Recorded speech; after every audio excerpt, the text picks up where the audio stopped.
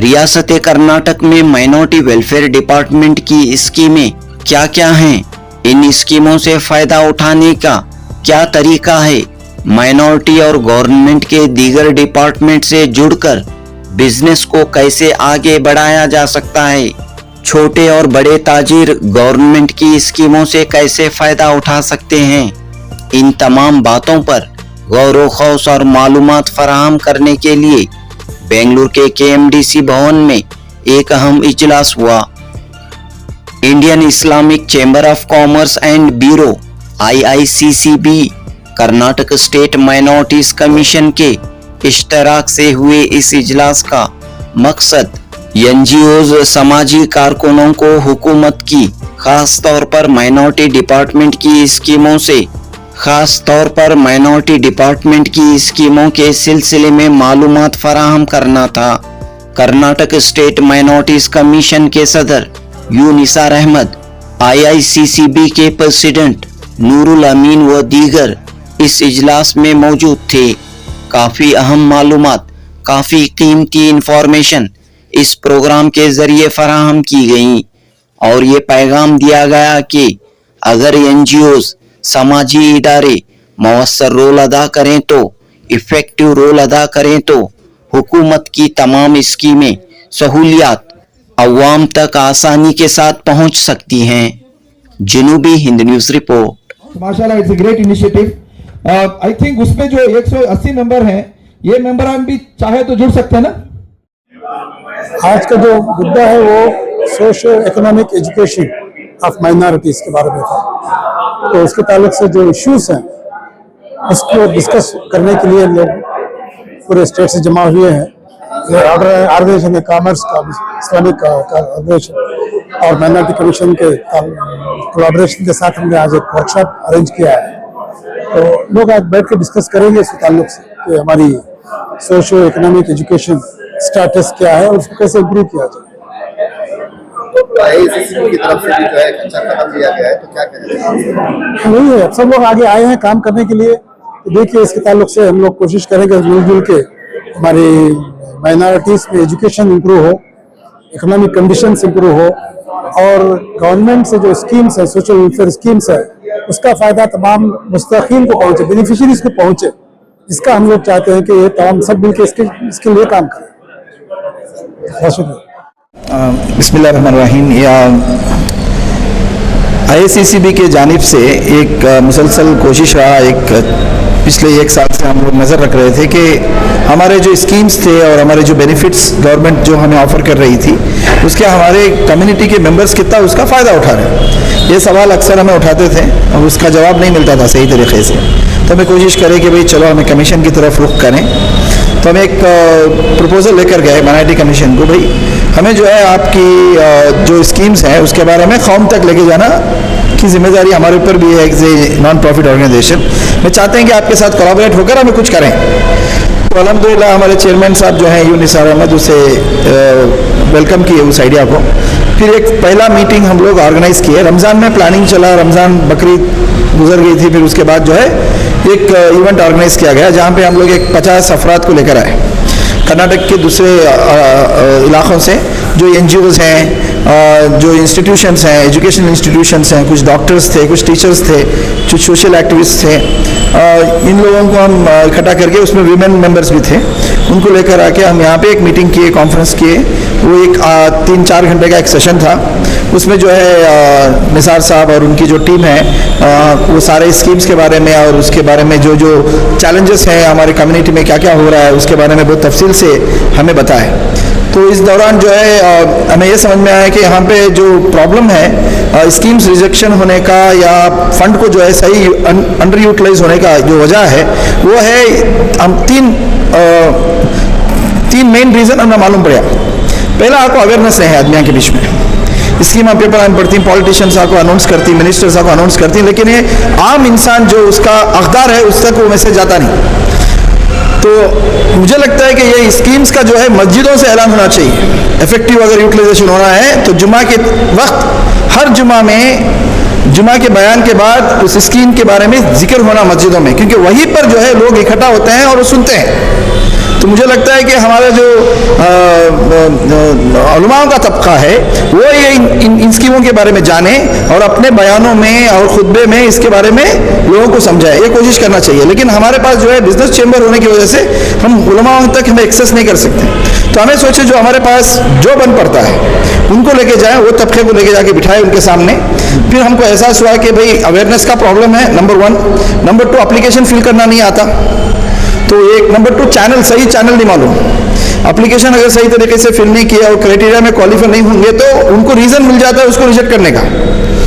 तो जैसे हम अगर समझो गलत पता दिए या गलत एज अपना लिखे या अपना इनकम्स जो है बराबर डिक्लेयर नहीं किए या जो स्कीम्स को क्वालिफाई होने का जो क्वालिफिकेशन नॉर्म्स हैं उसे पढ़े नहीं, ऐसे ही खाली फिल करके अप्लाई कर दिए तो नहीं मिलता।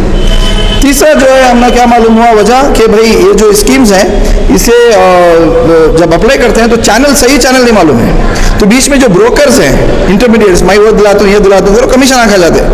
पहले जो गरीब मारा हुआ गरीब होता है अपने गुर्बत से, उसे जो है बहुत सारे इंटरमीडिएट्स, एजेंट जो है उसे मिसयूज कर रहे हैं। तो ये तीनों चीज़ें जो है सामने आई, तो हमें बताया उनको, तो उन्होंने बोला कि ठीक है भाई, एक काम करो, आप एक बड़ी ग्रुप ले आओ जहाँ पे ज़्यादा से ज़्यादा जो है NGOs और एक्टिविस्ट हो।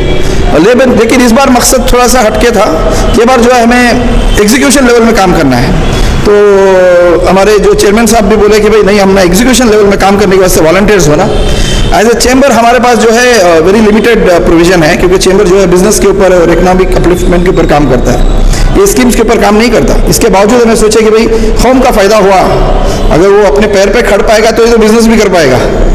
अगर बीमार है, लाचार है, नॉलेज नहीं है उसके पास, अरे अभी जैसे आज हमको मालूम पड़ा कि एक ऐसा स्कीम है हमारी गवर्नमेंट में जो जिसका नाम है स्ट्रीट वेंडर स्कीम, जिसमें गवर्नमेंट जो है बिना, ये खाली उनको एक कार्ड लेना है स्ट्रीट वेंडर का, जो कॉर्पोरेशन या उनके माइनॉरिटी कमीशन के थ्रू या माइनॉरिटी KMDC के थ्रू या दूसरे डिपार्टमेंट्स के थ्रू इशू होता होगा, मुझे इसकी पूरी जानकारी नहीं है, इंशाल्लाह अंदर बातचीत चल रही है उसके बारे में। लेकिन मुझे इतना मालूम है कि डिपार्टमेंट है जो इशू करती है कार्ड, वो कार्ड का वो अगर एक स्ट्रीट वेंडर वो कार्ड को रखे और कोई भी बैंक कर्नाटक में जाए तो 24 घंटे के अंदर वो बैंक को 10,000 रुपये रिलीज करना है, ऑब्लिगेशन है वो, बिना श्योरिटी के, बिना गारंटी के, ऐसे फ्री इशू करना है 10,000 रुपये। अब वो 10,000 रुपये लेके अगर वो वापस किया तो उसे 20,000 मिलेगा, इसका कोई श्योरिटी नहीं है। उसका इंटरेस्ट भी जो है गवर्नमेंट बेयर करती है, इंटरेस्ट भी नहीं है उससे, बहुत कम इंटरेस्ट, बहुत वो भी गवर्नमेंट जो है कंट्रीब्यूट करती है, कमीशन की तरफ से, माइनॉरिटी स्कीम्स की तरफ से वो कंट्रीब्यूशन हो जाता है। तो उसे एकदम अच्छे तरीके से 10,000 रुपये मिलता है। वो बिजनेस किया, फ्रूट का काम किया या पानी बेचा, कुछ भी बेचा, उसके बाद उसे 20,000 रुपये का प्रोविजन है। अगर वो सही तरीके से 20,000 अदा किया तो उसे 50,000 मिलता है, वो भी बिना श्योरिटी के, बिना कोई प्रेशर के, किसी के डॉक्यूमेंटेशन की जरूरत नहीं है, सिर्फ वो कार्ड होना चाहिए। वो कार्ड अगर रहेगा हर स्ट्रीट वेंडर, तो इसका मकसद क्या है, स्ट्रीट वेंडर ही नहीं है, कोई भी अनएम्प्लॉयड आदमी अगर स्ट्रीट वेंडर बनना चाहता है और उसके पास अगर वो प्रोविजन है तो वो कार्ड ले सकता है, तो उसका एम्प्लॉयमेंट हो जाएगी, सेल्फ एम्प्लॉयमेंट। तो ये भी प्रोविजन है गवर्नमेंट में, सारी स्कीमें हैं, और इसे आप जो है आप कैसे अवाम तक हाँ। तो ये एक छोटा सा एक स्कीम का मैं आपको तफसील किया। के बाद आप क्या करेंगे? हाँ, हमारा काम क्या था, हमारा मकसद ये रहता है कि हम नेटवर्किंग कराएं, लोगों से मिलाएं, उनके जो परेशानियां हैं वहाँ पे जो एड्रेस करने की कोशिश करते हैं। लेकिन हम जो है एग्जीक्यूट नहीं करते कोई काम। बिजनेस में भी ऐसे ही है, हम लोग जो है नेटवर्किंग करते तो आपस में बिजनेस कर लेते हैं, हमारा कोई हिस्सा नहीं है उसमें। इसी तरीके से इसमें भी हमारा कोई डायरेक्ट कंट्रीब्यूशन नहीं है, ना तो डायरेक्ट हमारा कोई ऑब्लिगेशन है, क्योंकि गवर्नमेंट बॉडी है, लोगों को जो है जो डिजर्विंग है उनको देते हैं। ये काम जो है कम्युनिटी का है, जहाँ पे एक्टिविस्ट हैं, जुड़कर हैं, मस्जिदों के बीच में कुछ ये करके ग्रुपिंग करके, ये सब जो NGOs आए हुए हैं आज, जो इंस्टीट्यूशंस आए हुए हैं, वो लोग जो है पहल करें। हमारा काम उनको लेके आके सही लोगों से मिलाना था, वो हमने काम अल्हम्दुलिल्लाह अच्छे तरीके से किए। आज मंडे होने के बावजूद, वर्किंग डे होने के बावजूद सुबह से लोग बैठे हैं, 100+ businesses, 100+ NGOs, institutions, activists, doctors, they all have attended, mashallah. So we organized this event. I'm very happy that people have responded our appeal, और कमीशन की तरफ से भी जो है बहुत कोशिश की गई उनको बताने के लिए। और सुबह हमारे जो अनवर साहब जो IAS हमारे रिटायर्ड IAS हैं, और आज की तारीख में जो है अनवर पाशा साहब के बाद में स्किल डेवलपमेंट का जो पूरा जो डिपार्टमेंट है वो उसके बारे में बहुत सारा जानकारी रखते हैं। And he is main officer also, now he is currently working, so we took him on board and he was one of the best speaker of the day today in the morning session. वो अपने बारे में बताया क्या क्या schemes है उसके बारे में बताया, लोगों के सवाल और जो कटआउट्स थे वो सब क्लियर किए।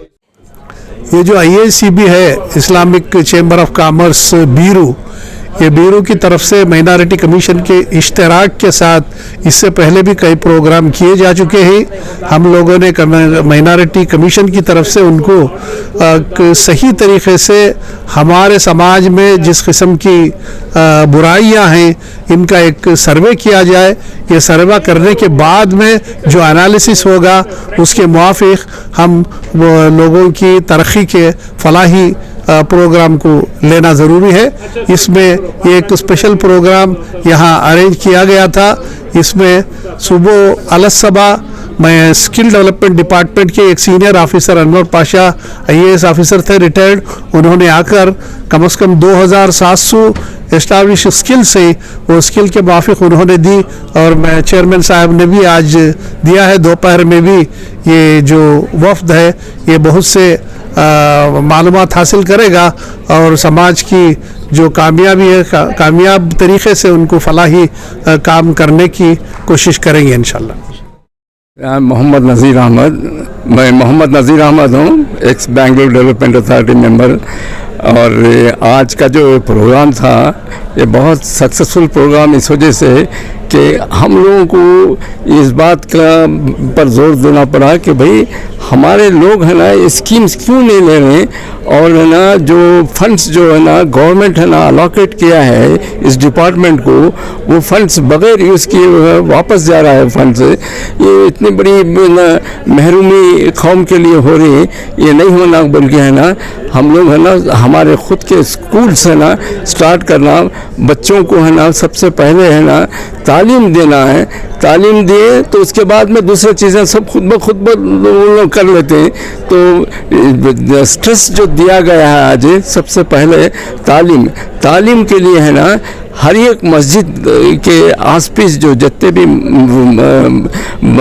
बसते हैं लोग बसते हैं उनको है ना एक तो कमेटी ऑलरेडी है ना मस्जिद के मुसल्लियों की देखभाल के लिए एक कमेटी रहते हैं, उसी कमेटी के चेयरमैन को और एक 8-10 मेंबर है ना नौजवानों को उस मोहल्ले के साथ में जोड़कर है ना इनका काम जो जैसे मस्जिद की कमेटी का काम है ना मुसल्लियों की देखभाल करने का है, उनका काम मस्जिद में है कि आसपास जो बसते हैं लोग हैं ना उनके एजुकेशन लेवल क्या है, कितने ड्रॉप आउट्स हैं, कितने लोग पढ़ रहे हैं, कितने लोग नहीं पढ़ रहे हैं तो क्यों नहीं पढ़ रहे हैं, तो उनके लिए स्कूल के इंतज़ाम जो होना है उस इंतज़ाम को पूरा करना है। बच्चे जो 3 साल के हैं उनको आंगनवाड़ी में भेजना, 6 साल के बच्चे हैं उनको नर्सरी में भेजना, इस ताल्लुक़ से है ना पूरी फिक्र की गई और है ना उसके लिए है ना ये कमेटियों की जिम्मेदारी दी गई है। इंशाल्लाह इससे बहुत अच्छा काम होगा। बस अस्सलाम वालेकुम, मेरा नाम डॉक्टर मुस्कान है। मुहिम NGO ह्यूमैनिटी फाउंडेशन की मैं फाउंडर हूँ, सोशल एक्टिविस्ट। दरअसल हम लोग एजुकेशन एंड हेल्थ सेक्टर पे काम करते हैं। एजुकेशन के मुताल्लिक़ देखें तो हमारी कौम में बहुत ज़्यादा एजुकेशन के बारे में अवेयरनेस नहीं है। हमारे कौम के लड़के जो हैं बहुत कम एजुकेटेड हैं, जैसे कि 10th स्टैंडर्ड ड्रॉप आउट या PUC ड्रॉप आउट हैं। इनके लिए हम लोग है ना एजुकेशन कैरियर काउंसलिंग वगैरह सब करते हैं और स्कॉलरशिप के लिए हम बहुत ज़्यादा मेहनत कर रहे हैं कि बच्चे है ना 10th स्टैंडर्ड 12th स्टैंडर्ड और ग्रेजुएशन कर सकें। जो भी गवर्नमेंट स्कीम्स होती है स्कॉलरशिप्स की वो करवाते हैं, हम लोग कैरियर काउंसलिंग करते हैं। और जो हमारे जो स्लम एरियाज़ हैं उस पर जद्दोजहद कर रहे हैं कि बच्चों ज़्यादा से ज़्यादा एजुकेट हो। और हाल ही में हम लोग ड्रग एडिक्ट पे काम कर रहे हैं। यहाँ पे हमारे कौम के टीनेजर्स हैं ड्रग में मुब्तला हैं, तो इन बच्चों को लेके जाके हम लोग निमहांस में ट्रीटमेंट करवाते हैं।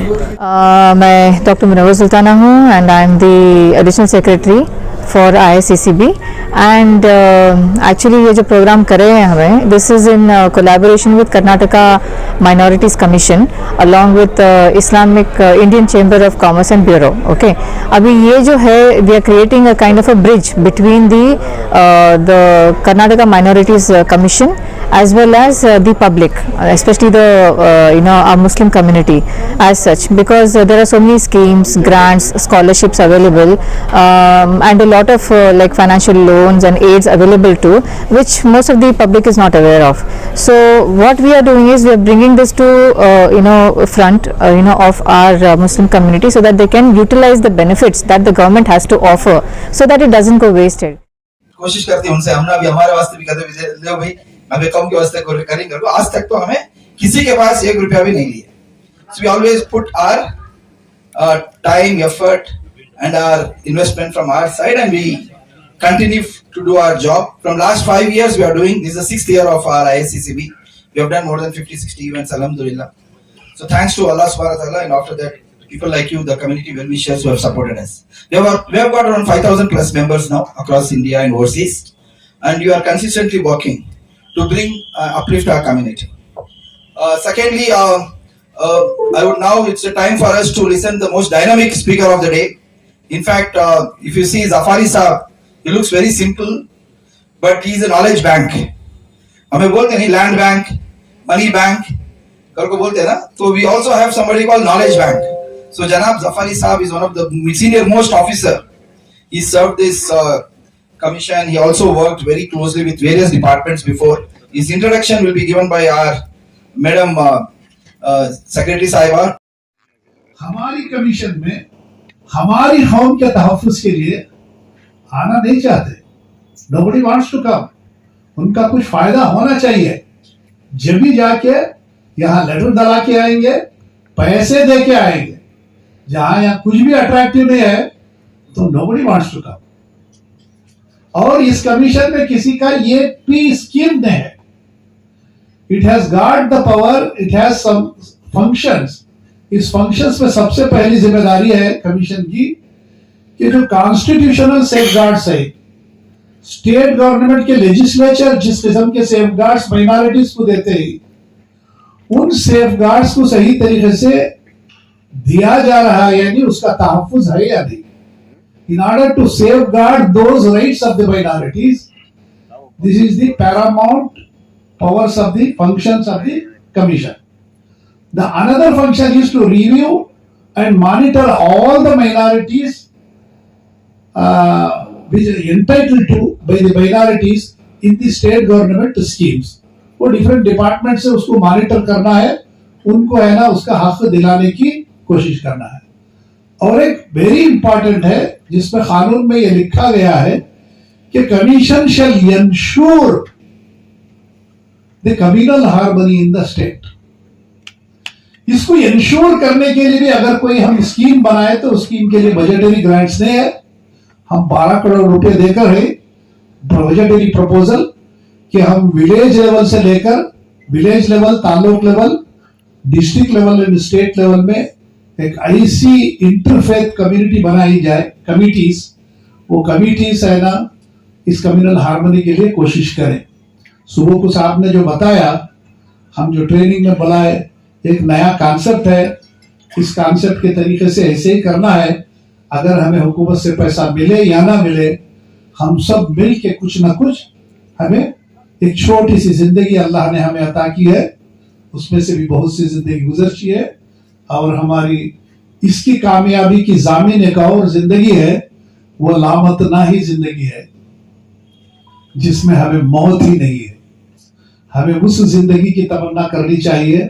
आज हमारी तमन्ना इस जिंदगी को अच्छी करने की है, ये भी करनी चाहिए और वहां की भी करनी चाहिए.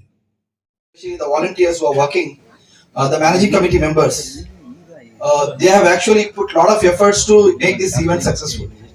Start from our joint secretary, additional secretary, we have got our managing committee members. All of them really put the effort to bring all of you guys on this kind of event today. Without them, we wouldn't have had this day. So I would like to thank everybody. Kindly clap for my team. They have served this purpose.